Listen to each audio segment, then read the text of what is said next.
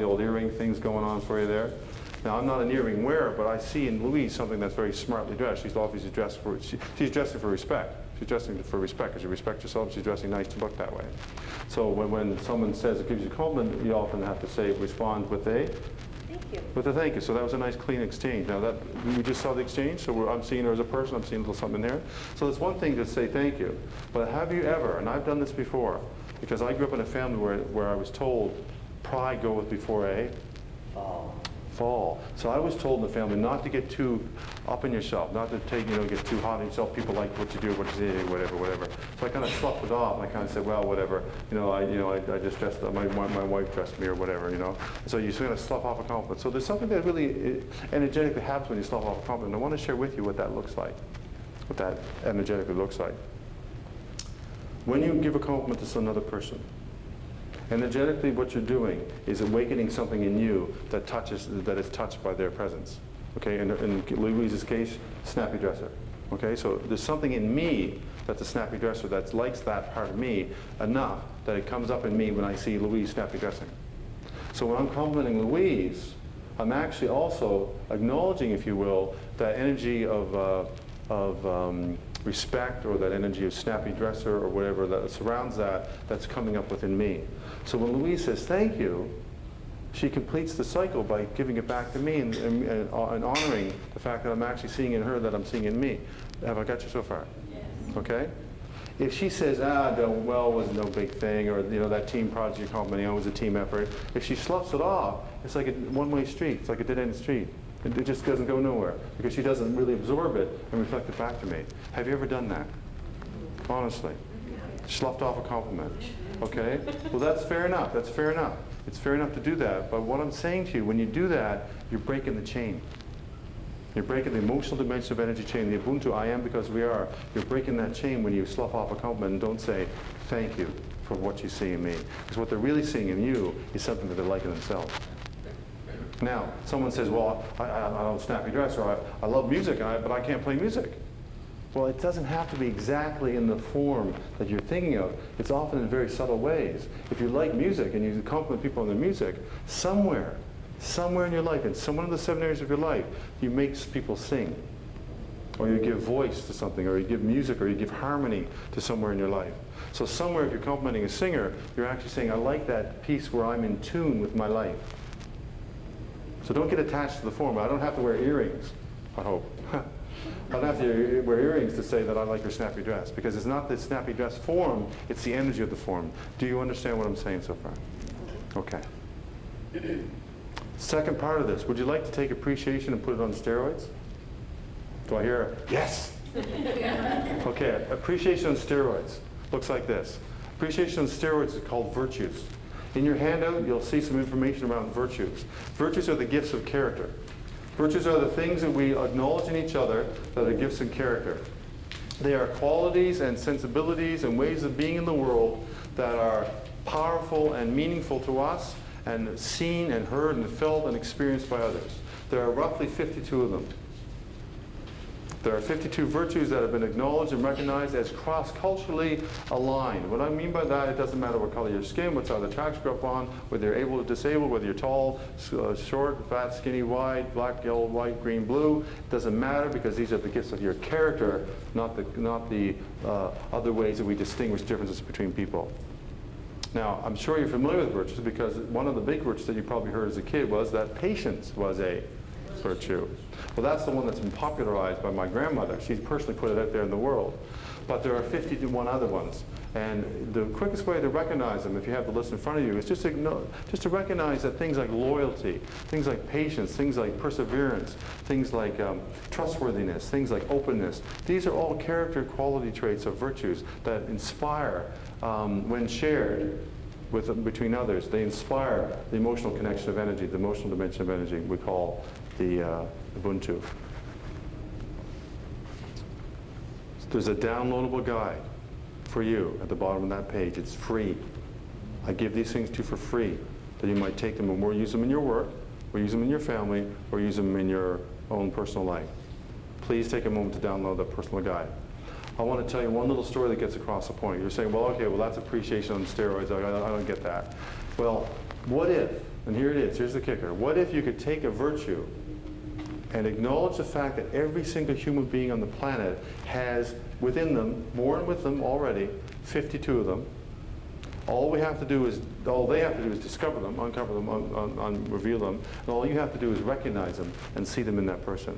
How would that change the most difficult, nasty person you've ever dealt with? Not them. Not them. I can't go there. What if?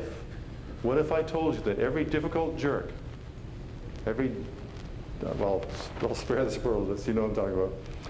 Every person has a difficulty, every difficult person has within them the virtues of character, and therefore the capacity for you to appreciate them for who they are, to see them as people, not as an object, not as a vehicle, or not as an irrelevant person in your life. Would you like a story to bring that home? This is yes. Yes, okay. I travel a lot. I have the great delight of traveling, and I go from California to Ireland, across Canada, the whole show. And I was in Belfast, and I was trying to catch a plane back to Heathrow to get the one flight from Heathrow to Halifax, London to Halifax direct. I had a conference the next day, so it was rather important that I caught that flight. Well, I don't know if you've ever been going for an appointment or a meeting or anything. You ever go for a meeting or an appointment and you get every red light in the book? Or you're at the grocery store, you're in a big hurry, and you get the world's slowest checkout gal? You get that sometimes? Well, when I was in such a big hurry, for some reason I manifested this security gal through the checkpoint security system that was as slow as cold molasses. So I got in there and I got my bag in there. I put my bag on the rack and the cold chrome tray thing. And she said, "Can I have your boarding pass?" This was in Ireland. She's got a bit of an accent.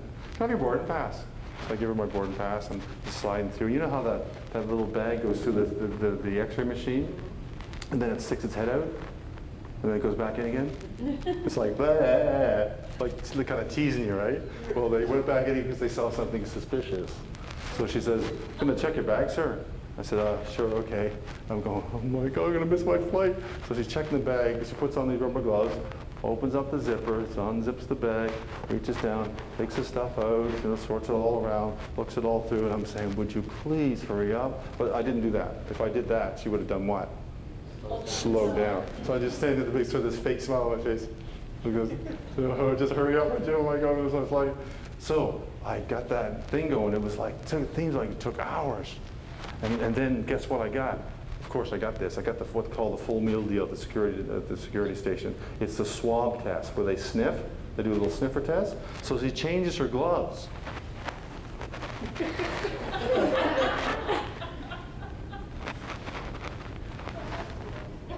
Does the old sniffer test, and finally I pass. And by this time I'm over the top. She is annoying me. She's so friggin' picky. It just drives me nuts. And I'm literally, I don't know if I was turning red or not, but I was getting flustered. I said, if I lose that flight, I'm going to be so mad at her. And I got so mad inside, because you can't show that kind of thing, right? And I thought to myself, wait a minute. Wait a minute. I teach this stuff. What am I doing? What am I doing? I got to find something in her, something of honor, something of character in her. So I thought, okay. And it was kind of like an intuitive moment. I actually didn't think it through. I just thought, there's got to be something about her that I can be appreciative of. And she handed me back my boarding pass, and she handed it back to me. I looked in the eye and I said, "Ma'am, I want to thank you for your diligence, for the way you so carefully checked our bag to make sure we could fly safely today." She sort of sits back a little bit and she said, "Oi, we don't get many people saying that." Now, another time, another place, I would have said, "I bet you don't." But that moment, I saw a gift of character in her, which was diligence, because she was extremely diligent, and I challenge anybody as a terrorist to try to get through her screening process. They ain't going to get through, I can guarantee you that. And I shifted, if you will, my Ubuntu energy, my emotional dimension of energy, by seeing within it what I contrived to be a difficult person as actually a virtue of character. And she had a nice day, I had a nice day, and I made my flight back to Halifax. Is that kind of like shifting your negative energy into a positive? It's finding the characters within that are already existing and putting them on the front table. Because I made up that she was annoying me, right? Because it was my issue. I was late. I could have blamed the taxi driver too, because he was a little bit late. But I decided to focus all my angst and energy onto her, which she's just a person. She's walked down. Have you ever done that? Ever walked down the street and you see your arch enemy walking across the street, and they're having a laughing to themselves while talking to somebody, they're bouncing their step, and they're going to say, and you say to yourself, you should be so happy, I'm mad at you. You ever heard the expression, taking the rat poison to kill the rat? That's what this is all about. Taking the rat poison to kill the rat. Because they don't care. They're just doing their life. So if you can find some emotional connection, and it's an appreciation of steroids, because that's incredible, to appreciate her career choice, to be a diligent security guard, security checkpoint gal. That's incredible. And it shifted my energy. All I did was say, I appreciate. So it's a little bit like, it's not exactly positive thinking, it's actually appreciative thinking, it's gratitude thinking. So it's about lightening the load, if you will. And gratitude can be found in anything. Believe it or not, gratitude can be found in anything. And I mean anything. And you're probably thinking, oh yeah, but not this. Anything. If you can find gratitude in something, then that energy of that experience is running your life. The moment you find the gratitude for it, you step back and you give it back to the person with the experience. You say, thank you for that experience, thank you for that life lesson. I'm done, I'm ready to move on to my next life lesson. Emotional energy dimension, connection of Ubuntu. There's juice in that, lots of juice. Which segues nicely into our mental dimension of energy. The mental dimension of energy is how we think. It's our point of view. It's our point of view, it's our way of seeing the world. Now, there's a couple different ways to go with this one. How we see the world. One of the ways we see the world is seeing people as objects or people. That's one way of seeing the world. When you see a person, are they a person to you, or are they an object to you? Are they in your way, or an obstacle to what you want to do or not? And the way to shift that is to find gratitude and appreciation. In your handout, you'll find some information around gratitude and appreciation, shifting the mental dimension of energy. There's a balance sheet in there, balancing things, balancing ideas and thoughts and actions. I want to tell you a couple of stories to bring this home. People have a mindset, they have a point of view that's based on their experiences, of course. They're based on the backpack of the past. They bring a backpack of the past and they see a new thing, and they process it through that information they've had in the past. Now this happens quite frequently to us all, and we don't even know it. We actually activate what's called the reticular activating system in the back of the head. You know what the reticular activating system looks like? I'll give you an example. The day my fridge busted, I was in tune for fridges, right? And all of a sudden, I noticed a lot of flyers in the newspaper. And everyone had a sale on for a fridge for me. Now, I hadn't noticed a flyer for fridges before, I assure you that. But my mind was tuned into that. My reticular activating system, the little thing in the back of my mind was tuned into that. So when I saw, wow, flyers and fridges. When I drive, I get in trouble with my wife because she had an accident where she ran into somebody. So when I drive up too fast to a car that's parked in front of us, she puts on the old passenger brake. You know that passenger brake? You got one of those? Yeah. You probably do it yourself. She puts on the passenger brake. Why? Because in the back of her mind, she's had an experience that's conditioned her thinking. And her thinking is, don't approach cars too fast because you might not make it and you might hit them. Now, that's not a problem. That's not a problem. I just have to recognize that's who she is. My sister bought a blue Jetta station wagon a couple months ago. Do you have any idea how many blue Jetta station wagons are suddenly on the road? They're all over the place. I can't believe it how many blue Jetta station wagons are on the road. All that is a mental way of framework of seeing things. So I want to tell you two stories that bring home the capacity of the mind to see the same thing a little bit differently. Story number one is working with a coaching client. I do a little bit of coaching on the telephone. And I had a woman who works at a fairly decent job. She's a single mom and she's got some bills to pay. And she was calling me up because she's really had a lot of issues around money. A lot of money challenges around money, around getting worried about money and concern and fear and all that kind of stuff. And there's really only three places you can be around money or around anything in your life, in fact. You can be guilty of the past, you can be worried about the future, or you can be in the present. And in the present is where you feel love, where you perceive love, where we find beauty. So worry about the future is a real energy drain that you can well appreciate mentally. Have you ever been worried so much? Have you ever worried so much about something that was going to happen? And when the thing happened, it was completely different than what you thought it was going to be? And you realize, my gosh, I spent all that time worrying about it. It didn't even turn out that way. Well, that's the emotional dimension of energy. On the mental dimension, as an energy draining source, because how we think about things drains our energy, possibly. So I got to have this young woman who was really challenged by bills, and she actually started having anxiety attacks when she got her bills through the mail. her Visa card, her telephone, water bill, that kind of stuff. And I said, what's needed here is you need to shift your headspace around this, your thought pattern, your thinking pattern. Because what you're thinking now, you've got Bill, who can't do it, I'm all going to be inadequate to pay the thing. She had the money, but she was a little inadequate. She felt she was inadequate. She thought she was inadequate. So I gave her an activity, and I said, before you open up your bill, and you can do this at home if you have any challenges around money, I want you to take the envelope out, bring a cup of coffee with a little pen, put the piece of paper on the table, and write on the envelope in as small as you can, that's still legible, all the benefits of having that bill. All the things for your visa bill, all the things you bought, all the things you paid for, all the gifts you made, all the groceries you bought, all the meals you had, all the dinner parties you had, all the things you bought, the wine you bought your friend that was feeling down. I want you to write it all down on that bill, on the envelope. Don't even open it. Cover it. And when it's covered, and only when it's covered, in all of the gratitude that you have to change your mindset, then you can open the bill. It took her 3 hours the first day. She got 2 or 3 bills. Now, do you think she opened that bill with the same headspace? Not a chance. She changed her headspace, and all I did was suggest to her that she could find the beauty in the gratitude. It's a headspace, it's a thought, it's a thinking pattern, because what we think about, we bring about. If you put on your little antennas for the day, that people are going to be out to get you. If you live in a world of pronoia versus paranoia, paranoia, the world's out to get you, that's a thinking space, right? Versus pronoia, P-R-O-N-O-I-A, pronoia is the world's out to support you. That's a thinking space. That's all it is a thinking space.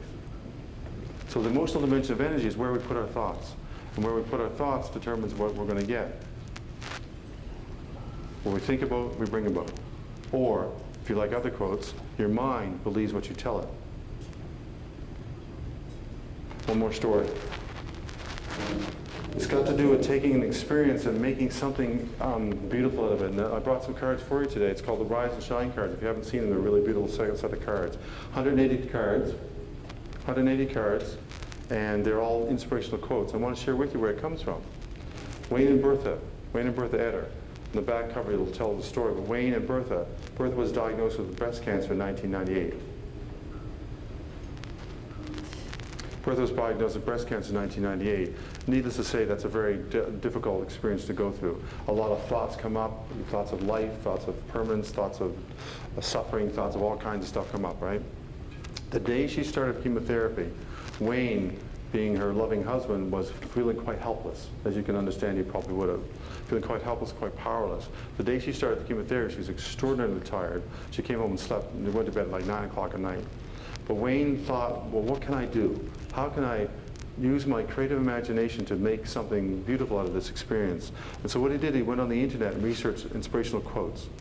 He inspirational quotes for a couple hours a night, and he would type them up and print them off, and not put them on Bertha's bedside table, but put them on the kitchen table. So she had a reason to get up in the morning. Give her a little joy for life, a little reason to rise and shine. He did that for 180 days. Every morning, she would find a quote on the front table. Bertha took that to a breast support group, and the husbands over there started researching their own quotes, and the word got back to the Canadian Breast Cancer Foundation that this quote thing was going around. And they said, wow, what a fabulous fundraiser for the society, for the association. And so this has been packaged, 180 quotes have been packaged. It's an extremely inspirational quote series, and I brought some for you. All the money goes to the Canadian Breast Cancer Society. If you'd like to take one home today, please leave $15 in the bucket, in a little basket back there. Great gift for people going through a good hard time. My secretary used to have it on her desk. She used to have a bowl, and just reach in and grab them for the day. There's your quote for the day. Good way to start the day. Put it on your desk. Put it back in the thing when you're at the end of your day. The mental dimension of energy. Something where you could say, well, that's an all bad thing, because breast cancer is not pretty, but it's not all bad. There's some really beautiful things, and that is only a point of view, a mental point of view. So if you can take things and turn your point of view around, you see how you can derive more energy instead of draining energy from point of view. You can derive more meaning and point of view. Emotional dimension of energy. What's our time? 5 minutes left, Pete. Wicked. I also want to share with you Living Graciously with Grace. Grace brought some tapes and she couldn't make it today. She's rather ill. She's ill today. She's going to do a presentation today. So for those of you who signed up for it and came to this instead, this is for you.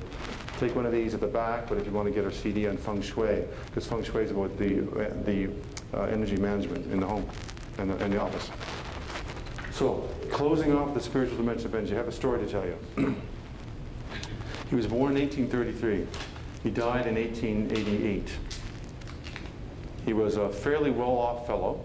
He was born in Sweden. His grandfather actually invented plywood of all things, so his family was fairly well-to-do. His family developed a business where they were getting into making shells for artillery shells and weapons and guns and stuff like that for armies in the early 1800s. And he became extremely rich because of that. And he also was trying to invent dynamite, and he actually succeeded in inventing dynamite, but they didn't succeed without a cost, because around 1868, I think it was, he was working in the lab with his brother, who was a family business, as you well appreciate, and the dynamite backfired, if you will, and the explosion killed his kid brother, Emile. The French newspapers published, by accident, his obituary. His obituary was actually published. He got to see what people think of him after he's dead. That'd be kind of cool, wouldn't it? Well, in this particular case, the French published an obituary that read in French, "Le marchand de mort est mort," the merchant of death is dead. And he thought, wow, that's what people think of me? Because I have a successful company making guns and bombs and stuff like that? And that moment, after he read that obituary, he completely turned his life around. I don't believe he actually married and had children, so he had no one to leave his money to. But he started up a little foundation, a little prize bursary, to give out prizes every year since 1888, every year for the best in science, the best in humanities, the best in peace, the best in literature, the best in chemistry, the best of our lives. And his legacy changed on that day because he wanted to make a difference between something that was really important. Born in 1833, died in 1888. Those dates aren't as important as the little dash in between. The little dash in between is what really matters, isn't it? It's what the quality of your life. And the spiritual dimension of energy is what kind of legacy do you want to leave your people? Because, it's not, our legacies aren't written on stone monuments and tablets, they're written on the hearts of other people that we serve. And that fellow, by the way, just for your curiosity, was Alfred Nobel. Maybe you've heard of his prize, the Nobel Peace Prize, the Nobel Extra Prize. So I want to close our time together with you by sharing with you a little success quote. Please take one of these home. Please take one of these home. This is for you. The Egyptians have an interesting criteria to get into heaven. You know how the Christians have St. Peter at the gates? We have to go meet St. Peter to get into heaven. Well, the Egyptians have a fellow named Osiris. And Osiris asked 3 questions to get into heaven. And these are the 3 questions before you have to pass the test before you get into heaven. Question number 1 to get into Egyptian heaven is this: did you find joy?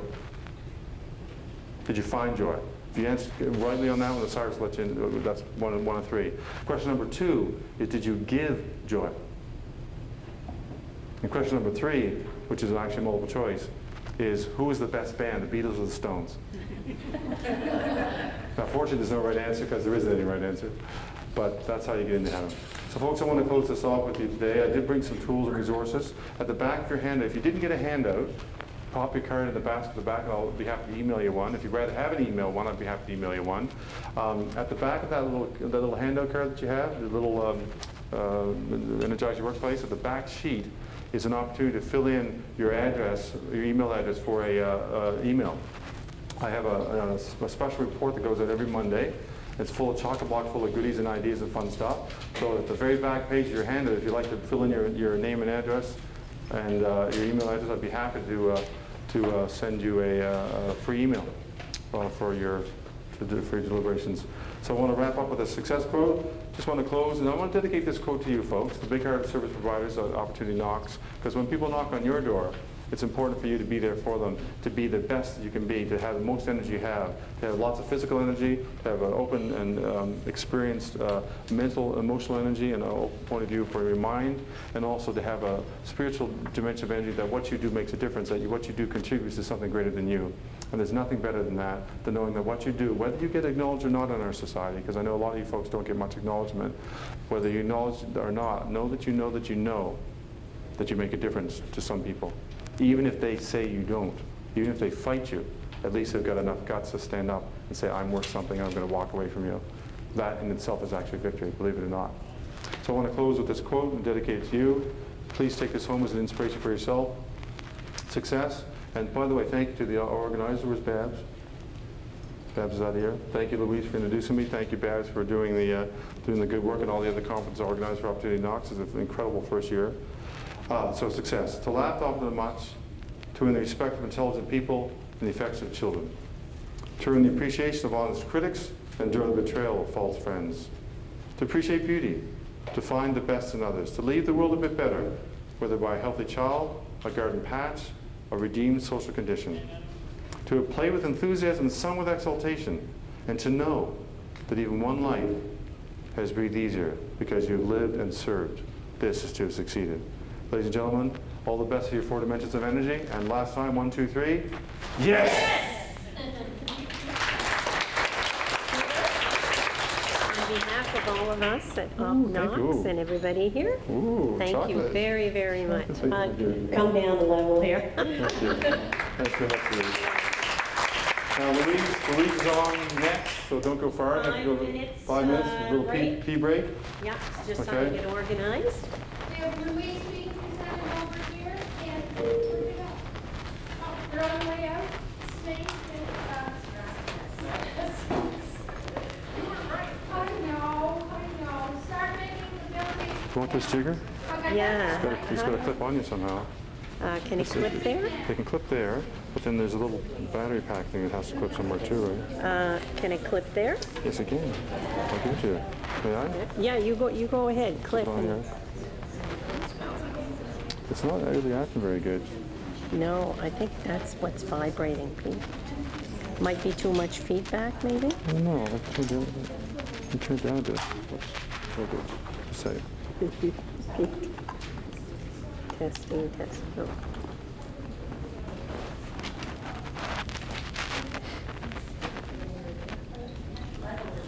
I'm going to tuck this in so it doesn't look so... you actually put that underneath it. I was tucking here so it doesn't look so... I'm going to tape you right so don't be so bulky. Oh, yeah, let's take a picture of this. Hey! Hey! Andrea, this is on video and it's just helping a member. There we are. You got her? I'll just tuck that in there a bit. Yeah, that should be good. Yeah. All right, that's good. That's Yeah, good. is that- Hi, Leslie Graham. Haven't seen you for years. How you doing? Good. Oh my gosh, that's great. Excellent, excellent. Thank you, my dear. Thank you. Thank you I'm very glad you came much. out today. How you been? Good. Let me turn off my jiggers here. All those jiggers are turned off. So where are you? I'm with Opportunity Oh, Knox. okay. Oh, you're the boss. owner. Oh, yeah. Oh, yeah. Oh, it's nice to meet you. Thanks so much for doing this. Wonderful. Yeah, great. We're, this is going to be one of many. Well, I'm glad you're getting a big kickstart here. This is great. So- You get the word out now, so people say, oh, that comet's coming back again, right? So the second, oh, interesting, the buzz goes out, right? Yeah, it's That's- been wonderful. That's great. Well, thank you very much. You're welcome, my dear. Thanks for being here.